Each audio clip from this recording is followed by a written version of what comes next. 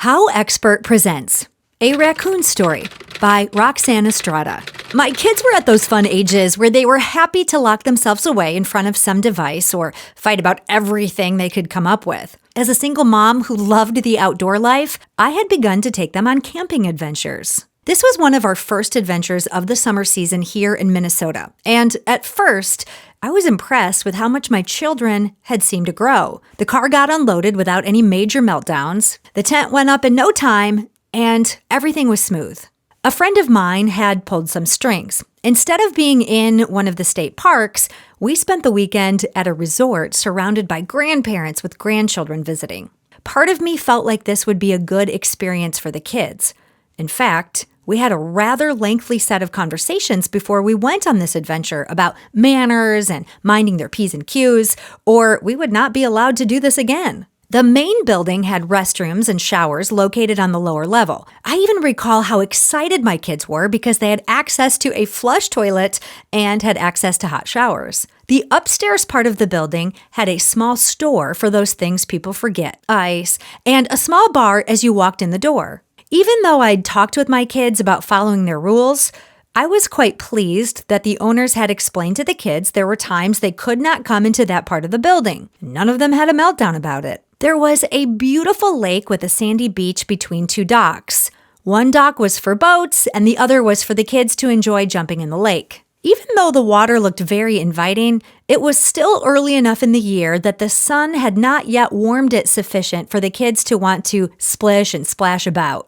We were set up on the edge of a large loop with wonderful energy-burning space and equipment. A swing set with two slides sat on the west end and a merry-go-round. There was a tetherball area and then a volleyball court. Between two rows of slightly tall bushes was the trash and recycling area. I could see park movement from where the tent was, but not necessarily each child. On the east end of the adventure, a large ball field in the center with everything a kid could want to play a game of baseball. Things had been going great, so I'd set my kids free to enjoy the area, returning to our camp to make dinner. Now and then, I'd glimpse each one of them making new friends and having fun. They'd even been through a few times to ask if they could go to another kids' camping area for a bit, and since things were going good, I'd been okay with it. Then suddenly, as I was tending to dinner, I noticed my kids, and most of the kids I'd seen were inside our tent. Of course, I did the mom thing and opened the door to remind them the tent was for sleeping, and to my surprise, the kids were admiring 5 baby raccoons. Recalling a few of my own childhood adventures with lessons in raccoons, I knew it was about to be a long night. First, we had to talk about how that mama would feel if she came back to where they'd found them and all of her babies were gone. Once they understood those cute babies needed to go back where they discovered them, I followed in hopes Mama Raccoon had not found they were missing yet. As we ate our dinner and the sun began to go down, I attempted to explain to my 3 kids that those baby raccoons had most likely left a scent on our tent. Even though I didn't tell the kids, they left their scent on those babies, and she may abandon them because of it. I had to do my best to explain the danger of this event. The mother raccoon could be pretty upset over the situation.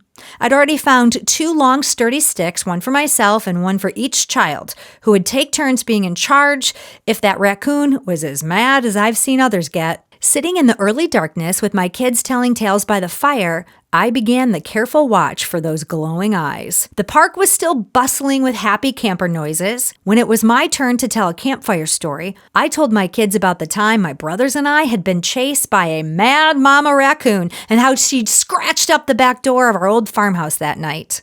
As the kids began to yawn and crawl in for the night and the campground started to get quiet, I'd reminded each one of them that if that mama came around, they would each have a turn helping with raccoon duty during the night.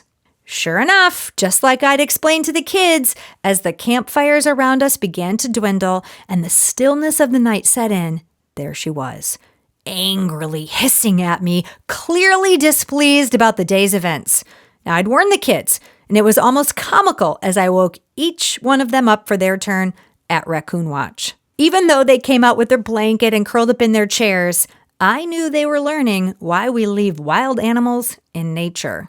Over the course of the night, Hour by hour, each one of them got a glimpse of that hissing mama and a better understanding of what it meant when I said she could smell where they had been. By the time the sun began to wake the birds, we were all exhausted, including Mama Raccoon, and sleeping on the ground near our fire instead of in the tent. It was a long night, but my kids definitely learned never to bring baby animals back to the tent. And every camping trip we took that summer, I'd tease them that they would be on guard duty alone if they brought anything back when they'd go off on their adventures.